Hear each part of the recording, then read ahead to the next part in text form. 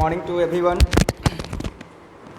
ऐसे हम लोग कैपिटल बजटिंग स्टार्ट कर रहे हैं। चैप्टर के नेम है कैपिटल बजटिंग, जो फिनेंशियल मैनेजमेंट का चैप्टर है कैपिटल बजटिंग।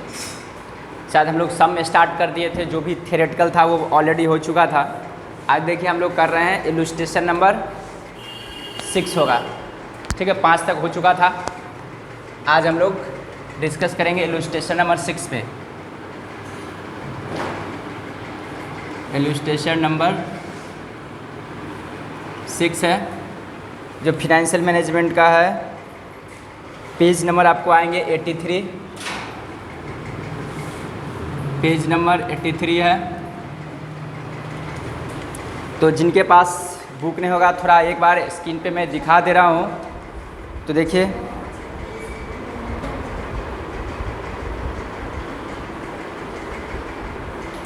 यहाँ पर कहता है एक्स वाई लिमिटेड। देखिए यहाँ पर कहता है X Y limited is a considering 3 project है, out of which only 1 is to be selected on the basis of following information, evaluate the project as per average rate of return method. मतलब X Y Z limited के पास 3 project है, उसमें से आपको एक project को सिलेक्शन करना है on the basis of average rate of return के बेसिस पे, ठीक। अब आगे मैं दिखाता हूँ। आगे आपको दिया हुआ है और कौन सा इन्फॉर्मेशन वो देखिए। उसके बाद आपको दिया हुआ है, आपके सामने है, देखिए प्रोजेक्ट का दिया हुआ है। इनिशियल इन्वेस्टमेंट है, प्रोजेक्ट ए बी और सी का दिया हुआ है। एक का 3 लाख, 4 लाख और 5 लाख है। एक्सपेक्टेड लाइफ 3 ईयर, 4 ईयर और 4 ईयर है। उसके बाद सेल्वेज वैल्यू 20,000, 40,000, उसके बाद नील। उसके बाद नीचे देखिए आपको दिया हुआ है, आपको net earning after tax and before depreciation, सबका अपना अपना दिया हुआ है, ठीक है। देख लीजिए, इसको स्क्रीनशॉट ले लीजिएगा जिनके पास बुक नहीं होगा वो, ठीक है। मैं अब आगे बढ़ रहा हूँ। क्वेश्चन चला गया क्या? तो अब देखिए क्या करना हम लोगों को बताए थे। जहाँ पर 2 या 2 से ज़्यादा प्रोजेक्ट होगा, आपको कहेगा कोई एक प्रोजेक्ट को सेलेक्ट करने के लिए, तो हम लोग क्या करते हैं, हम लोग जिसका ज़्यादा रेट होता है, एवरेज रेट ऑफ रिटर्न, उस प्रोजेक्ट को क्या करते हैं हम लोग सिलेक्शन कर लेते हैं, ठीक है। तो यहाँ पर 3 प्रोजेक्ट है, ए बी और सी है, जिसका ज़्यादा होगा। इससे पहले भी ये क्वेश्चन आया था, उसमें 4 प्रोजेक्ट था, ए बी सी डी था। सेम वे उसी तरह है, बट वहाँ पर सेल्वेज वैल्यू नहीं था, बट यहाँ पर सेल्वेज वैल्यू है। यहाँ पर क्या दिया है, प्रॉफिट आफ्टर टैक्स और बिफोर डेप्रिसिएशन दिया हुआ है। इसका मतलब यहाँ पे हम लोग को डेप्रिसिएशन लेस करना पड़ेगा, ठीक है। तो सबसे पहले हम लोग आते हैं, हम लोग निकाल लेते हैं एवरेज इन्वेस्टमेंट। एवरेज इन्वेस्टमेंट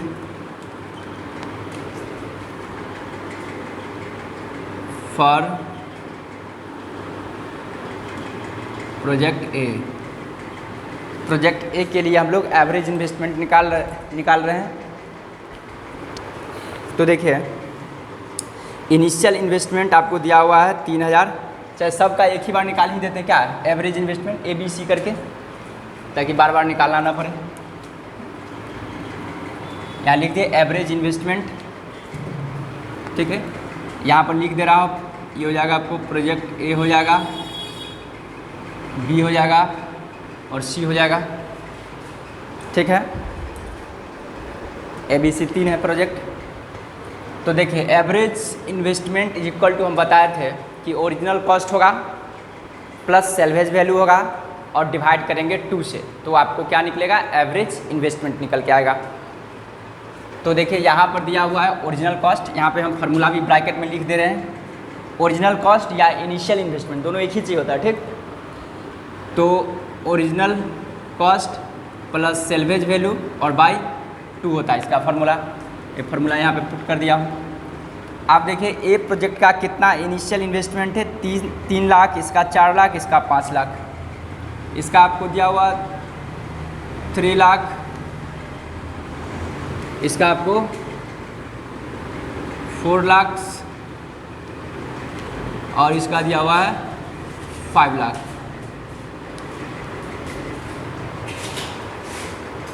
ठीक है।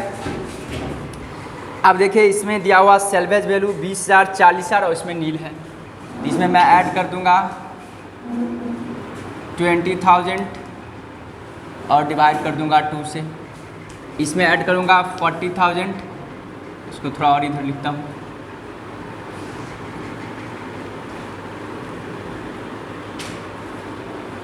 इसमें प्लस 40,000 है और बाय 2 है।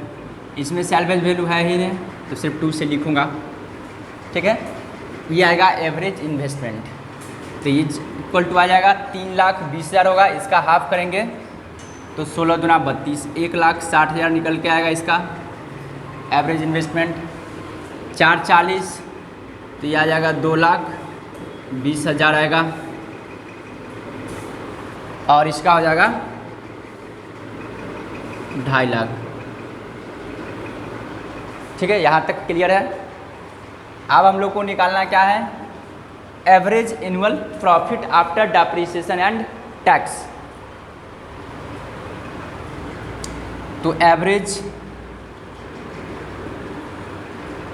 Annual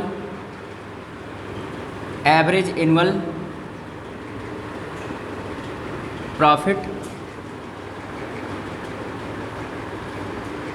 after depreciation and tax निकाल देनी है। तो देखिए यहाँ पे क्या हम लोग को करने को है, यहाँ जो आपको प्रॉफिट दिया हुआ है क्या है, after tax but before depreciation. तो डेप्रिसिएशन को तो लेस कर देनी है क्या। तो देखिए 3 साल का प्रॉफिट आपको गिवन है, कितना है आपको प्रॉफिट आपको दिया हुआ था, ये का है 2,01,40,000 और 84,000 है। इसका चौथा साल का है ही नहीं, तो थोड़ा इस फॉर्मेट में बनाएंगे क्योंकि यहाँ पे अटेगा नहीं क्या। तो प्रोजेक्ट ए बी का अलग अलग निकाल देते हैं। तो यहाँ पर लिखते हैं average annual profit after depreciation and tax for project A के लिए निकल रहा है। तो कितना था, 2,01,40,000, 2 लाख प्लस 1,40,000 प्लस 84,000 है, 84,000 और माइनस डेप्रिसिएशन होगा। तो देखिए डेप्रिसिएशन कितना होगा वो ज़रा समझिए, 3 लाख है यहाँ पे, ठीक ना। तो 3 लाख में से याद रखिएगा डेप्रिसिएशन कितना, इसमें से सेल्वेज वैल्यू को लेस कर देना। 3 लाख है और 20,000 सेल्वेज वैल्यू है तो उसमें से 20,000 को लेस कर देंगे, ठीक। तो हो जाएगा 2,80,000। या मैं सो ही कर दे रहा हूँ यहाँ पे, 3 लाख और माइनस 20,000, ठीक है। यहाँ तक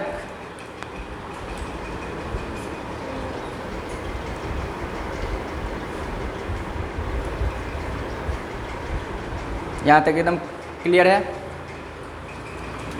अब ये जो कैलकुलेशन करके आएगा यहाँ पे होगा 2, 20, 34 और 8, 42.4 यानी कि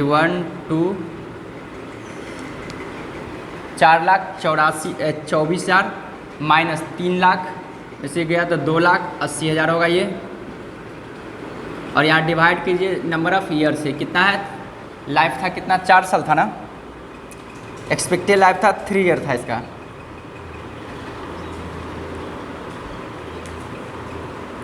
इसका 3 ईयर था, 3 से डिवाइड भी करेंगे तभी एवरेज निकलेगा। और डिवाइड करेंगे यहाँ पे भी 3 से। 4,24 में से 2,80 लेस कर दीजिए तो 42 में से 28 गया तो 14 यानी कि 1,44,000 होगा। डिवाइड करूँगा मैं 3 से तो ये आपको आ जाएगा कितना 48,000 आपको निकल के आ गया average annual profit after depreciation and tax. Average annual profit after depreciation and taxation. यहाँ तक किन्हीं को कोई दिक्कत नहीं है, इसलिए हम पहले बता दिए थे फार्मूला वाला से। फार्मूला वाला क्लास देखे होंगे आप लोग, वीडियो था उसका, और जो कन्फ्यूजन होगा तो पहला दूसरा देख लीजिएगा, प्ले लिस्ट में जाकर के आप लोग को मिलेगा, जितने भी कैपिटल बजटिंग का क्वेश्चन होगा, थ्योरी वगैरह सब उस पर एक्सप्लेन किया गया है। अब देखिए average annual profit after depreciation and tax आ गया 48,000। अब हम लोग को निकाल देना अकाउंटिंग रेट ऑफ रिटर्न या एवरेज रेट ऑफ रिटर्न, बात एक ही होता है। ARR इज इक्वल टू होता है यही जो अभी निकाले, एनुअल प्रॉफिट एवरेज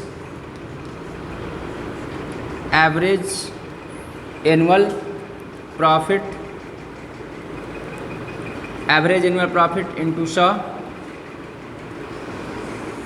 देखिए यहाँ पर जो एवरेज एनुअल लिखे यही समझिएगा, आफ्टर डेप्रिसिएशन एंड टैक्स, ये जो निकाले वो है बाई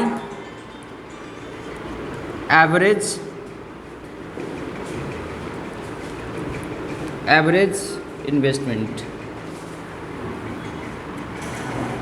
तो यहाँ पे निकला था हम लोग को 48,000 इंटू 100 बाई एवरेज इन्वेस्टमेंट हम लोग को निकला था, कितना था 1,60,000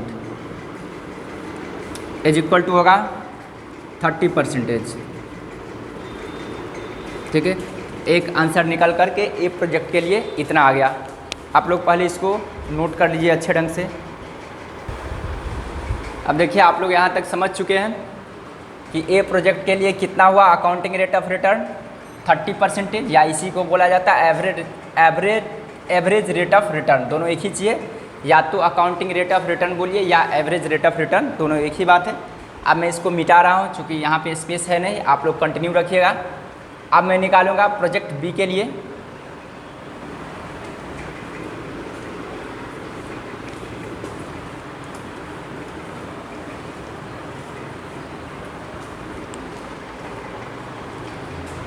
अब होगा प्रोजेक्ट बी के लिए एवरेज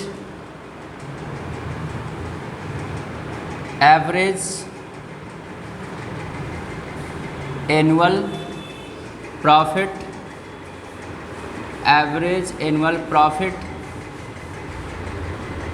आफ्टर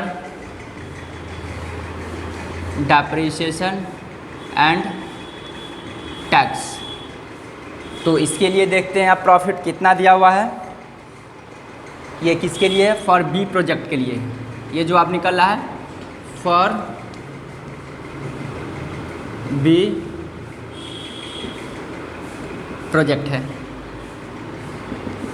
मैं नीचे लिखता हूँ, इसी को मैं एवरेज एनुअल प्रॉफिट भी बोल सकता हूँ, मैं इसे हेडिंग दे दिया हूँ। तो देखिए यहाँ पे आपको दिया हुआ है प्रॉफिट बी के लिए 3 लाख, 2 लाख, 1 लाख और 68,000। यहाँ पे दिया हुआ 3 lakh plus 2 lakh plus 1 lakh plus 68,000 और माइनस में होगा आपको डेप्रिसिएशन। तो डेप्रिसिएशन देखिए इसका कितना था, इसका इनिशियल इन्वेस्टमेंट था 4 लाख, ठीक है। और इसमें से मैं सैल्वेज वैल्यू को लेस करूँगा 4 लाख माइनस इसका सैल्वेज वैल्यू कितना था, शायद 40,000 था, 40,000 यहाँ तक आ रहा है ना।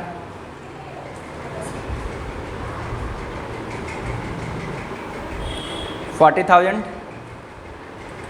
इसी को मैं लिखता हूँ एवरेज एनुअल प्रॉफिट भी, एवरेज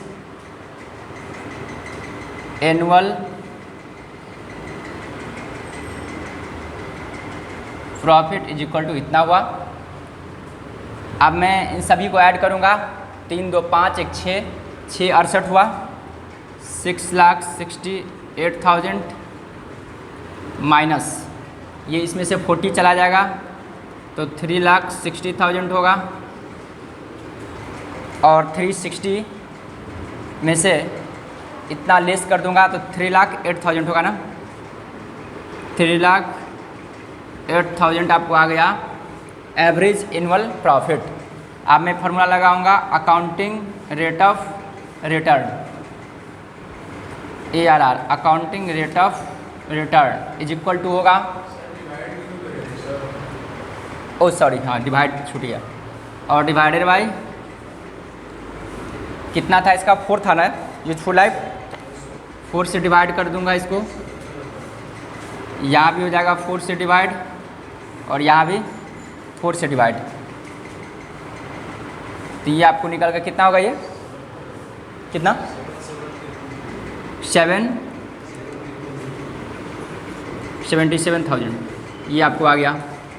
अब मैं लिखूँगा accounting rate of return is equal to होगा एवरेज एनुअल प्रॉफिट जो आया, तो ये 77,000 है, इसको 100 से मल्टीप्लाई कर दूंगा और डिवाइड करूंगा एवरेज इन्वेस्टमेंट से। तब बी के लिए कितना है 2,20,000 है आपको, इसको डिवाइड कीजिए कितना होगा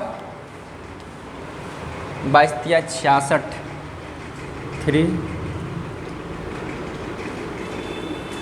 उसके बाद बचेगा 11, तो 5 35 होगा ना, 35%। ये हो गया आपको बी प्रोजेक्ट के लिए, आपको हो गया अकाउंटिंग रेट ऑफ रिटर्न बोलिए या एवरेज रेट ऑफ रिटर्न बोलिए, ठीक है। आप लोग पहले इसको अच्छे से जो भी वीडियो देख रहे हैं अपना स्क्रीनशॉट ले लीजिए, मैं थोड़ा देर के लिए टाइम दे रहा हूँ आप लोगों को।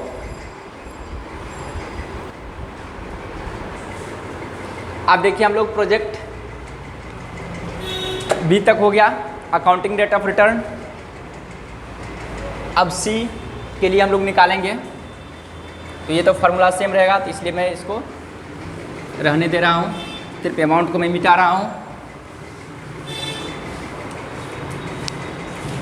तो आप देखिए फॉर सी प्रोजेक्ट के लिए आपको दिया हुआ है 3 लाख, 3 लाख, 2 लाख और 40,000, यानी कि यहाँ पे है आपको 3 लाख प्लस 3 लाख प्लस 2 लाख होगा प्लस 2 लाख प्लस 40,000 है प्लस 40,000 है माइनस डेप्रिसिएशन लिस्ट कर देनी है। तो इसका इनिशियल इन्वेस्टमेंट था 5 लाख था,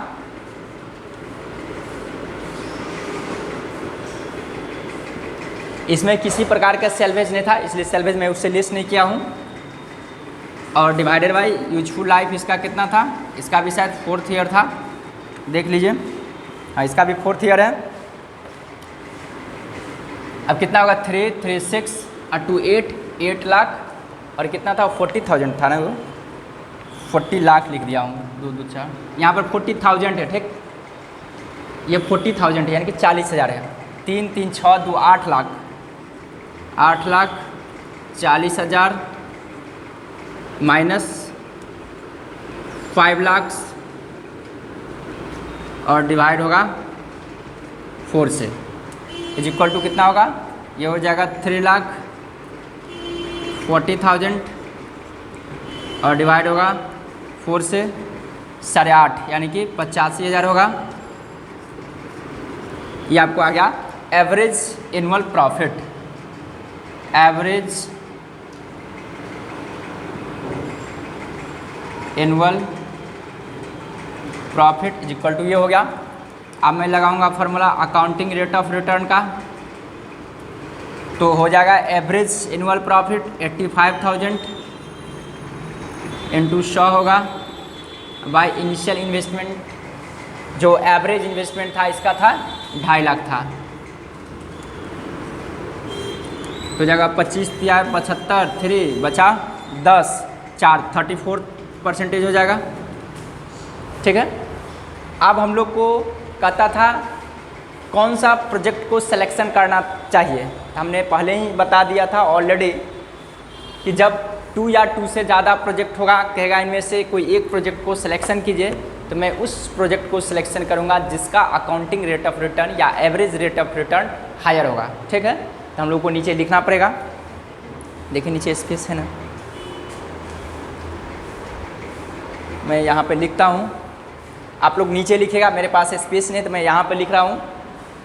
तो लिखेगा कंपनी शुड बी, क्या नाम था, XYZ था ना, XYZ company should be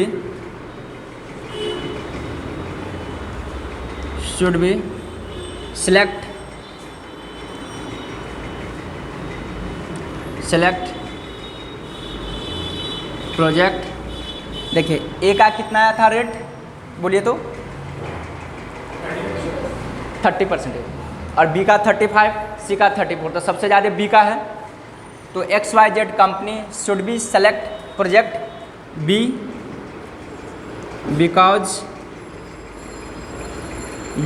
his accounting rate of return is higher than